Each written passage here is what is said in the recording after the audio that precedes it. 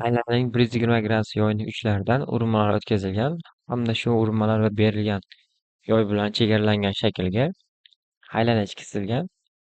Aylana uzunligini berilgan yoy uzunligiga tengligini isbotlang. O1 markazli kichik aylanani uzunligini berilgan AB yoyga tengligini isbotlashimiz kerak. Demak, A nuqta aylanaga o'tkazilgan urinmani urish nuqtasi bo'lgani uchun bu burchagimiz perpendikulyar bo'ladi hamda aylana radiusiga teng. Bunisi ham xuddi shu kabi perpendikulyar va aylana radiusiga teng. Bizni burchakka chizilgan aylana markazi shu burchak bisektrissasi joylashgani uchun S burchak bisektrissasiga O1 hamda O aylana markazlari tegishli bo'ladi. Bisektrissa bo'lgani uchun burchakni teng ikki qismga ajratdi. Bir nuqtadan chiqqan urinmalar o'zaro teng bo'lgani uchun ASimiz BSga teng.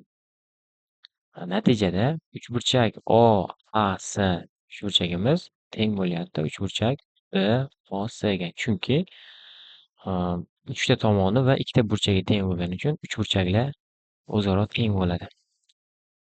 Uchinchi burchaklar ham 60 gradusdan. Jami 120 bo'lgani uchun. Endi bizda yuqorida 6-misolda ko'rdik. Ikkita aylana tashqi ravishda urinsa, ularni markazlari orqali o'tish to'g'risida tashqi urish nuqtasi ham tegishli bo'ladi.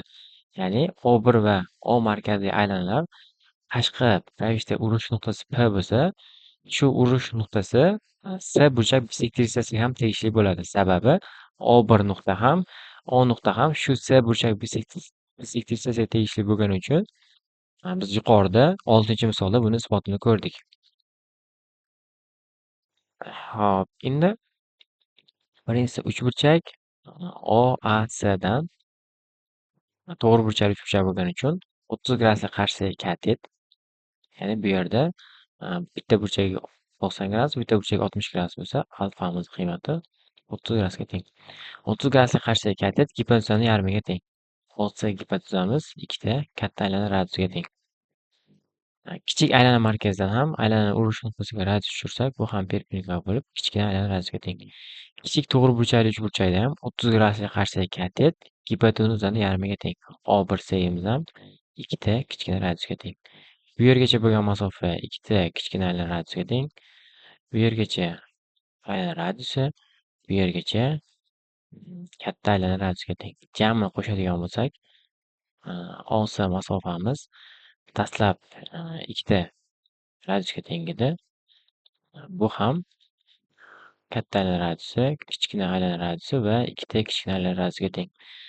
Bu yerdan quyidagi tenglik hosil bo'ladi. Uchinchisi, LAB yo'ni uzunligini topadigan bo'lsak, AB yo'y uzunligi fi ko'paygan aylana radiusiga teng. Fi bu yerda radian, radianning qiymati, ya'ni burchakning radianning qiymati. Bizda burchagimiz 120 gradusda berilgani uchun buni radianga o'tish uchun fi taqsim 180 ga ko'paytiramiz. Bu 2pi taqsim 3 degani. O'rniga qo'ysak 2pi taqsim 3 ko'paytirilgan 3 ta radius.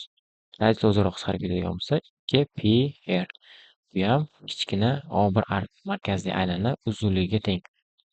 Demak, biz yoy uzunligini kichkina aylana uzunligiga tengligini isbotladik.